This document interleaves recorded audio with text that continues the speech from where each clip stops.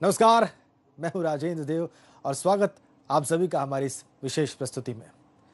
अयोध्या में आज उत्सव चल रहा है। पूरी अयोध्या दीपों से सजी हुई है और सिर्फ अयोध्या ही नहीं बल्कि देश के कई हिस्सों में दिवाली मनाई जा रही है। कारण है अयोध्या में राम मंदिर के लिए शिलान्यास जो प्रधानमंत्री मोदी ने किया। अब 3 साल बाद मंदिर भी होगा और रामलला के भक्तों को दर्शन भी। राम मंदिर भाजपा की सियासी यात्रा का सबसे महत्वपूर्ण पड़ाव है और वक्त ने इस पड़ाव पर देश को 2 चेहरे दिए, जिनमें एक है पीएम मोदी तो दूसरे हैं मुख्यमंत्री योगी। उत्तर प्रदेश के मुख्यमंत्री के तौर पर योगी आदित्यनाथ ने जो महत्वपूर्ण भूमिका निभाई है उसके लिए कहना पड़ेगा कि तिनके काज सकल तुम साजा।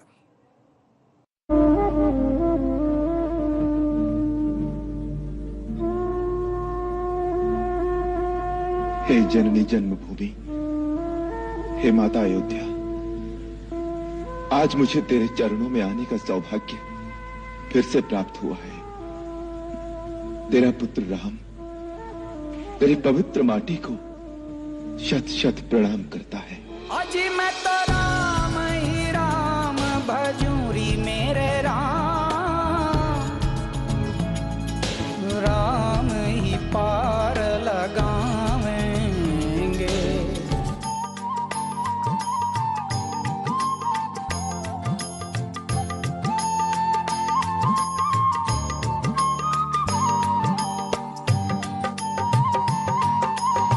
500 सालों के इतिहास को अपने कंधे पर ढोते रहे 48 साल के मुख्यमंत्री योगी आदित्यनाथ का इंतजार इस पल के साथ खत्म हो गया। राम मंदिर निर्माण की बुनियाद पड़ते ही धर्म ध्वज की बुलंद पताका को खुला आसमान मिल गया और इस पताका के साथ हिंदुत्व के शीर्ष पर एक चेहरा जो हमेशा पढ़ा जाएगा, वो कोई और नहीं मुख्यमंत्री योगी आदित्यनाथ होंगे। रामलला को उनको सम्मान, अयोध्या को उनका अभिमान और हिंदुस्तान को उसका मान, धर्म को उसका आध्यात्मिक वैभव लौटाने वाले नामों में अव्वल अगर किसी का नाम होगा तो वो मुख्यमंत्री योगी आदित्यनाथ का होगा।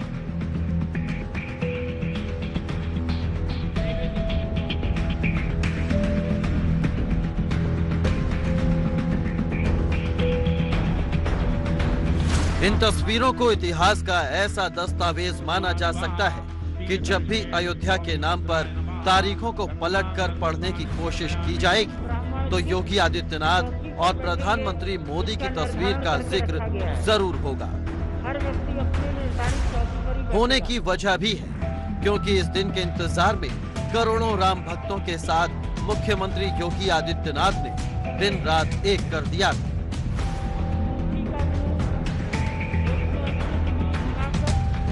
आखिर कैसे योगी आदित्यनाथ ने इस मुहिम को पहुंचाया मुकाम तक? कैसे आने वाले 3 साल में राम भक्तों की पूरी होगी मुराद? अब अयोध्या का नया अध्याय किस तरह लिखेंगे योगी आदित्यनाथ? ये सब कुछ बताएंगे आपको। बने रहिए एबीपी गंगा के साथ। Bureau report, ABP Ganga.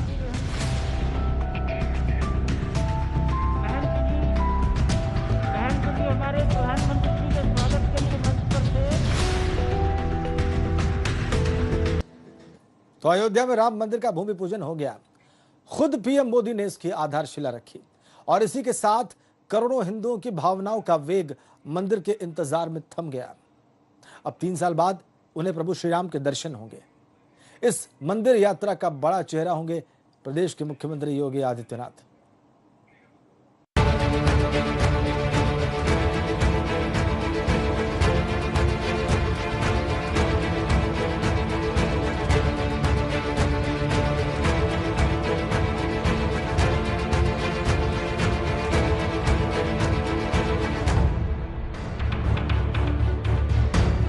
इस आधारशिला के रखते ही अयोध्या की धरा अवध की भूमि पर जीवंत हो गया वो सपना जो सालों से आंखों में कैद था। अंतर यानी मन का आनंद दिखाया नहीं जा सकता, लेकिन आंखों और जज्बातों से बयां किया जा सकता है। ये सच है कि अयोध्या में भव्य राम मंदिर बने, ये करोड़ों हिंदुओं का ख्वाब था, लेकिन इस ख्वाब को पूरा करने की इच्छा शक्ति और कोशिशों को हकीकत की जमीन पर उतारने का जिम्मा अगर किसी शख्स के हाथों में था तो वो प्रदेश के मुख्यमंत्री योगी आदित्यनाथ थे। दीपावली का अवसर अवधपुरी के साथ जुड़ सके, अयोध्या के साथ जुड़ सके और उस कार्यक्रम को उस रूप में जोड़ने के लिए जो कार्यक्रम प्रारंभ हुआ था, आज उस कार्यक्रम की सिद्धि के रूप में आदरणीय प्रधानमंत्री जी के कर कमलों से इस अवसर पर श्री राम जन्मभूमि के भव्य और दिव्य मंदिर के निर्माण कार्य के भूमि पूजन और कार्य शुभारंभ का यह पवित्र पल भी हम सबको देखने का अवसर प्राप्त हुआ है। श्री राम जन्मभूमि तीर्थ क्षेत्र ट्रस्ट की स्थापना के साथ ही जब ये फैसला हुआ कि 5 अगस्त को भूमि पूजन किया जाएगा और इसके लिए पीएम मोदी को आमंत्रित किया जाएगा, तो मुख्यमंत्री योगी आदित्यनाथ की भूमिका भी संतों की तरफ से तय कर दी गई। तय हुआ कि अयोध्या के इस नए अध्याय की प्रस्तावना मुख्यमंत्री योगी आदित्यनाथ लिखेंगे और हुआ भी यही। ज्यों-ज्यों भूमि पूजन की तारीख नजदीक आती गई, मुख्यमंत्री योगी आदित्यनाथ की सक्रियता अयोध्या को लेकर बढ़ती गई। बतौर मुख्यमंत्री योगी आदित्यनाथ की रुचि तो थी ही इस कार्यक्रम के लिए, बतौर राम भक्त भी योगी आदित्यनाथ की सक्रियता के निजी कारण थे, जिसका ताल्लुक गोरक्ष पीठ के पीठाधीश्वर के तौर पर उनकी भूमिका थी। मेरे लिए दोनों प्रकार से आज का दिन बहुत महत्वपूर्ण दिन है। एक मुख्यमंत्री के रूप में लोकतांत्रिक तरीके से, संविधान सम्मत और शांतिपूर्ण तरीके से एक लंबे समय से चले आ रहे एक विवाद का पटाक्षेप होना और जो जन भावनाएं थी उसके अनुरूप कार्य का शुभारंभ होना, वह भी प्रधानमंत्री जी के कर कमलों से। एक राम भक्त होने के नाते भी मेरे लिए महत्वपूर्ण था, क्योंकि मेरी तो कई पीढ़ियां इस अभियान के साथ जुड़ी हुई थी। इसलिए मैं उस अवसर पर दोनों भावों के साथ जुड़ा हुआ था। मुख्यमंत्री के रूप में कि शांतिपूर्ण तरीके से समस्या का समाधान सौहार्दपूर्ण तरीके से हुआ है और भारत ने दुनिया के लोगों को आईना दिखाया है कि लोकतांत्रिक मूल्यों और आदर्शों की रक्षा करते हुए भी संविधान सम्मत तरीके से हम इस समस्या का समाधान बड़ी से बड़ी समस्या का समाधान कर सकते हैं।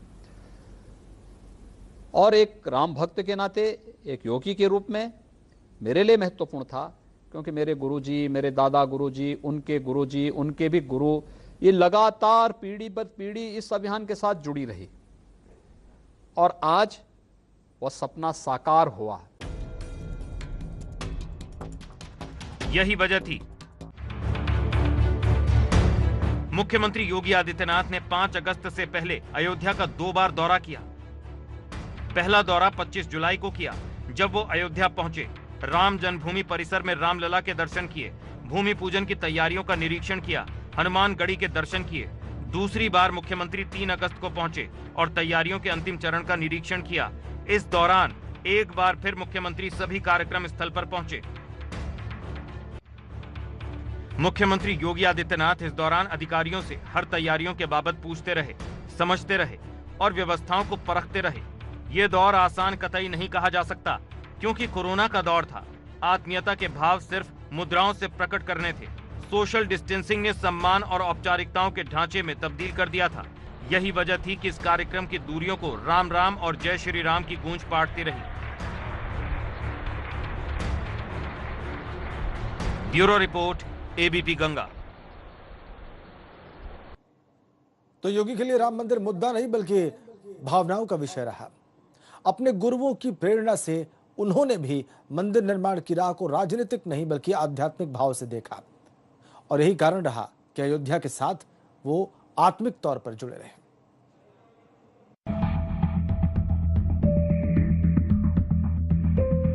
मुख्यमंत्री योगी आदित्यनाथ की राम मंदिर निर्माण में भूमिका की व्याख्या भले ही आप करते वक्त उनकी संवैधानिक जिम्मेदारियों के दायरे में रखने की कोशिश करें, प्रदेश का मुखिया होने की वजह से औपचारिकताओं में उन्हें बांधने की कोशिश करें, लेकिन सच्चाई ये है कि राम मंदिर से महंत योगी आदित्यनाथ का रिश्ता पुराना है। एक कार्य का शुभारंभ है, याद रखना। अभी भव्य और दिव्य मंदिर का निर्माण होना है उन्होंने स्पष्ट किया प्रधानमंत्री जी ने कि मैं पिछले 6 वर्षों में राम के ही आदर्शों के अनुरूप काम कर रहा हूं।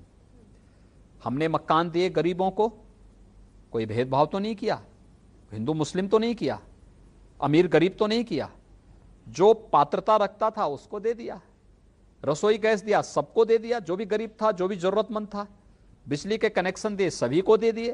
भाई 3 करोड़ लोगों को, गरीब को मकान दे देना, 8 करोड़ गरीबों को रसोई गैस के कनेक्शन निःशुल्क दे देना, 4 करोड़ गरीबों को विद्युत के निःशुल्क कनेक्शन उपलब्ध करा देना, 12 करोड़ किसानों को प्रधानमंत्री किसान सम्मान निधि का लाभ दे देना, 50 करोड़ लोगों को आयुष्मान भारत में 5 लाख रुपए की स्वास्थ्य बीमा का कवर दे देना।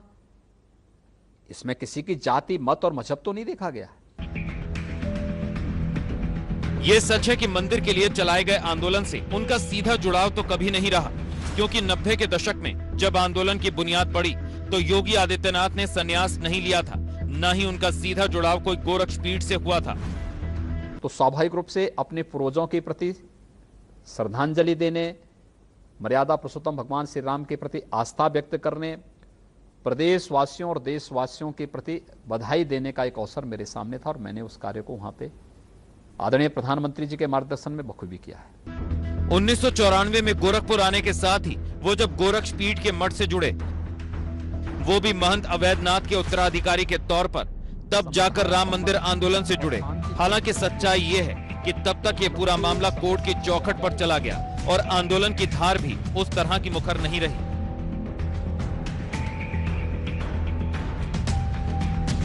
1998 में अपनी संसदीय पारी शुरू करने के साथ ही योगी आदित्यनाथ ने राम मंदिर आंदोलन से जुड़ी जिम्मेदारियों को सीधे संभालना शुरू कर दिया। धर्म संसद या फिर राम मंदिर से जुड़े जैसे कार्यक्रमों में जरूर योगी आदित्यनाथ ने सक्रिय भूमिका निभानी शुरू कर दी। देखिए, प्रभु राम का आशीर्वाद और भारत के सनातन मूल्यों के प्रति हमारी प्रतिबद्धता, गोरक्ष पीठ की प्रतिबद्धता, इस बात को लेकर के आगे चलती है। देखिए कितना पुराना ये विवाद है। 1885 में भी इस मामले का समाधान हो चुका होता, ब्रिटिश कालखंड में नहीं होने दिया। उन्होंने घालमेल करके फैसला दिया, स्वीकार किया कि जहां रामलला विराजमान, ये जो स्थान है ये राम जन्मभूमि है, लेकिन इसका समाधान नहीं निकाला जा सकता है, क्योंकि ब्रिटिश कालखंड था, वे समाधान नहीं चाहते थे, क्योंकि ये एक मुद्दा था जो हिंदू मुस्लिम विवाद का कारण बन रहा था। बहादुर शाह जफर चाहते थे समाधान हो, लोगों ने नहीं होने दिया उस समय भी, और अंग्रेज नहीं चाहते थे उस समय। बाद में आगे के कालखंड में फिर ये हर 20-25 वर्षों के दौरान एक बड़ा संघर्ष और आंदोलन चलता रहा। 1934 में फिर उस स्थान पर हिंदुओं ने कब्जा किया, वहां पर फिर से कीर्तन का कार्यक्रम प्रारंभ हुआ, भगवान राम की तस्वीर वहां पे लगा दी गई थी, सब कुछ हुआ। फिर 1949 में रामलला का प्रकटीकरण होता है, 1986 में ताला खुलता है, 1989 में कथित शिलान्यास का कार्यक्रम कांग्रेस के द्वारा भी आयोजित किया जाता है, लेकिन मुद्दा मंदिर निर्माण का नहीं था, मुद्दा भगवान राम की जन्मभूमि का था। अयोध्या के इतिहास में एक ऐसा मौका भी आया जब परिक्रमा पर रोक लगाई गई। ये रोक सपा सरकार ने लगाई थी, जिसमें आदित्यनाथ ने अपनी गिरफ्तारी भी दी। इसके अलावा ऐसा भी मौका आया जब अयोध्या में होने वाले अखंड कीर्तन में हिस्सा लेने जा रहे योगी आदित्यनाथ को जबरन रोक दिया गया। अयोध्या को लेकर मुख्यमंत्री योगी आदित्यनाथ के लगाव को समझना मुश्किल नहीं है। 2017 में मुख्यमंत्री बनते ही योगी आदित्यनाथ ने अयोध्या में दीपोत्सव का ऐलान कर दिया, जो पिछले 3 साल से लगातार मनाया जा रहा है। हर दिवाली से एक दिन पहले अयोध्या में योगी आदित्यनाथ बतौर मुख्यमंत्री कार्यक्रम की अगुवाई करते हैं। सिर्फ इतना ही नहीं, मुख्यमंत्री बनने के बाद योगी आदित्यनाथ पिछले 3 साल में अब तक 18 बार अयोध्या का दौरा कर चुके हैं, जो ये बताता है कि अयोध्या और राम मंदिर को लेकर योगी आदित्यनाथ की आस्था क्या है। Bureau report, ABP Ganga. हमारी ये विशेष प्रस्तुति जारी है इस छोटे से ब्रेक के बाद भी।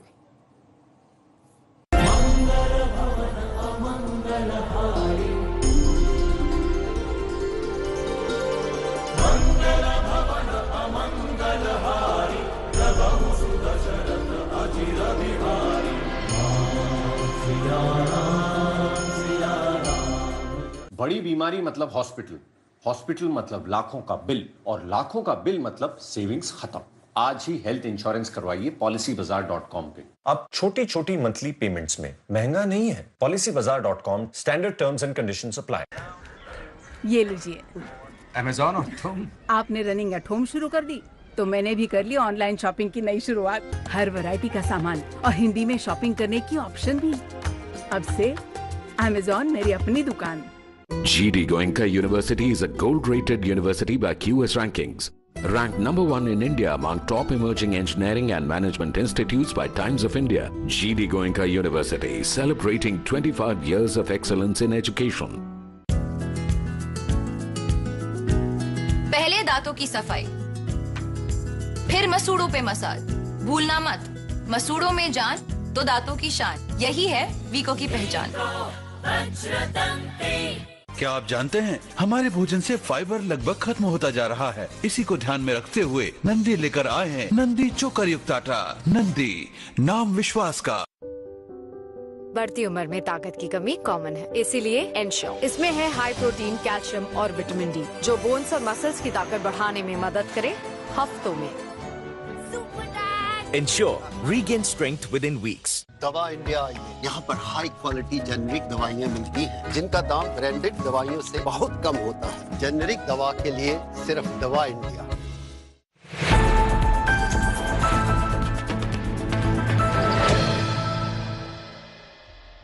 प्रेजेंटेड बाय केंटारो, जो देता है सबसे शुद्ध पानी। जय सिया राम।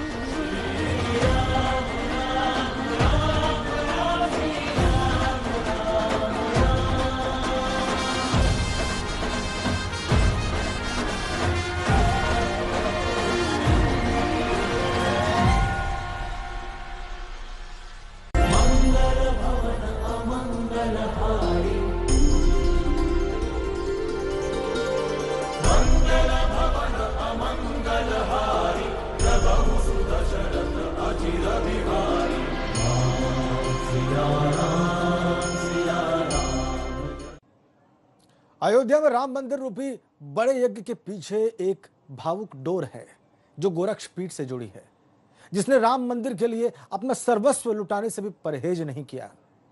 योगी आदित्यनाथ कड़ी का आखिरी नाम माना जा सकता है, क्योंकि उनके रहते मंदिर निर्माण हो जाएगा और रामलला का आशीर्वाद पाने वाले मठ से जुड़े वो पहले शख्स होंगे।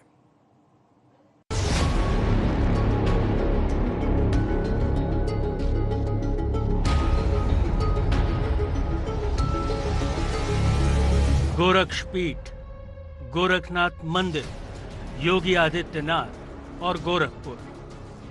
राम मंदिर की अलग के ये वो प्रतीक है जहां राम जन्मभूमि आंदोलन की बुनियाद है। ये महज इत्तेफाक नहीं है। शिव के आराध्य राम है, लेकिन राम मंदिर और जन्मभूमि का आंदोलन जिस पृष्ठभूमि में तैयार किया गया, उसमें नाथ संप्रदाय की विभूतियों के योगदान को भुलाया नहीं जा सकता। ये सच है कि गोरक्षपीठ के पीठाधीश्वर योगी आदित्यनाथ आज प्रदेश के मुख्यमंत्री हैं, तो एक संवैधानिक जिम्मेदारियों के तहत वो प्रदेश के इस सबसे बड़े कार्यक्रम के न केवल साझीदार होंगे बल्कि अगुवा भी। लेकिन सच्चाई ये है कि वो ठीक उसी वक्त में गोरक्षपीठ की परंपरा के ध्वजवाहक भी होंगे, जिसमें राम मंदिर आंदोलन का इतिहास भी है, जिससे उनके ब्रह्मलीन गुरु भी जुड़े रहे। ये बेहद दिलचस्प है कि शैव परंपरा और नाथ संप्रदाय से जुड़े होते हुए भी गोरक्षपीठ और गोरखनाथ मंदिर ने राष्ट्रीयता और हिंदुत्व से जुड़े इस मुद्दे को कभी अपने से अलग नहीं किया। ये बात अलग है कि जब कभी भी राम मंदिर निर्माण का सपना पूरा होता तो उसके निर्वहन की जिम्मेदारी वैष्णव परंपरा के हाथों में होती। लेकिन बात मंदिर आंदोलन के अगुवाई की रही तो इसमें न तो ब्रह्मलीन महंत दिग्विजय नाथ पीछे रहे, न ही महंत अवैधनाथ। महंत योगी आदित्यनाथ जी महाराज अपने गुरु के उस अंतिम इच्छा को पूर्ण करने के लिए संकल्पबद्ध रहे, और इसलिए जब उन्हें उत्तर प्रदेश का शासन प्राप्त हुआ तो हमें लगता है कि उन्होंने इस दिशा में यथावत प्रयत्न किए। भारत के प्रधानमंत्री संयोग से माननीय नरेंद्र मोदी जी और इनके दोनों लोगों के बीच की, दोनों के चूंकि डीएनए एक है, दोनों का विचारधारा एक है, दोनों का की कार्य पद्धति एक है, दोनों एक जैसे साधु और संत का जीवन जीते हैं। इसलिए इन दोनों लोगों के सहयोग से हम श्री राम जन्मभूमि के निर्माण की तरफ तेजी से बढ़े। सर्वोच्च न्यायालय उसमें सहयोगी बना और आज हम सब उस घड़ी के साक्षी बनने जा रहे हैं। इस आंदोलन में सबसे सक्रिय और स्पष्ट भूमिका दिग्विजय नाथ जी के समय से दिखनी शुरू हो गई। 1949 में मूर्ति मिलने के बाद 1984 में जब एक बार फिर गोरक्षपीठ की राम मंदिर के आंदोलन में केंद्रीय भूमिका सामने आई, आरएसएस की अगुवाई में विहिप की धर्मसभा में महंत अवैधनाथ को आंदोलन का अगुवा बनाने का फैसला किया गया। हाँ, कोई भी मीटिंग होती थी, देखिए अस्वस्थ होते भी वो मीटिंग में जाते रहे, चाहे प्रयागराज जाते रहे, चाहे अयोध्या जाते रहे, जहाँ भी रोका था। अयोध्या देखिए, अयोध्या के नाम पर जहाँ भी मीटिंग होती थी वो पहुँच जाते थे। अगुवा उन्हीं की अगुवाई में लोग, अशोक सिंघल जी रहे, उनके महाराज जी के विचारों से बहुत प्रभावित रहे। योगदान आप देख लीजिए, यही सफलता है कि उन्होंने इस कार्य में सफल अभियान में सफल हो गए। राम जन्मभूमि का भूमि पूजन करा देना, सारे ग्रह गोचर खत्म हो गए। अब ये मंदिर बनना तय है, भूमि पूजन हो रहा है। यही सबसे भला उनका कार्य है जो इस अभियान में सफल हो गए। साफ है कि राम मंदिर को लेकर गोरक्षपीठ के पीठाधीश्वरों का लगाव किसी से छिपा नहीं है, क्योंकि इस मंदिर के लिए 2 पीठाधीश्वर पहले ही तमाम निर्णायक भूमिका निभा चुके हैं। तो ऐसे में योगी आदित्यनाथ का एक भावनात्मक लगाव भी इस पूरे मुहिम से छिपा नहीं है। उसी भावुक रिश्तों की डोर से बंधे आदित्यनाथ मंदिर निर्माण के लिए अपना सर्वस्व अयोध्या को बदलने के लिए लगा रहे हैं।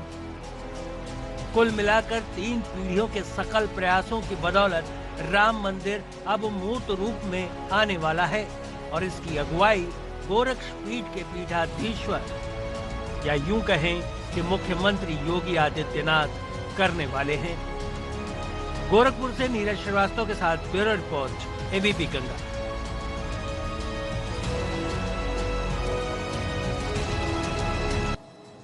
आइए अब चित्रकूट धाम की बात कर लेते हैं, जहां के कण कण में आज भी बसे हैं श्री राम। वो जगह जहां वनवास के दौरान प्रभु श्री राम ने सबसे ज्यादा वक्त बिताया, वो जंगल जहां भगवान राम, माता सीता और लक्ष्मण ने एक साथ वनवास का वक्त काटा। कहते हैं आज भी यहां राम के निशान मौजूद हैं और यही वजह है कि इस चित्रकूट धाम में राम घाट से लेकर भरतकूप तक जहां हो रही है राम राम।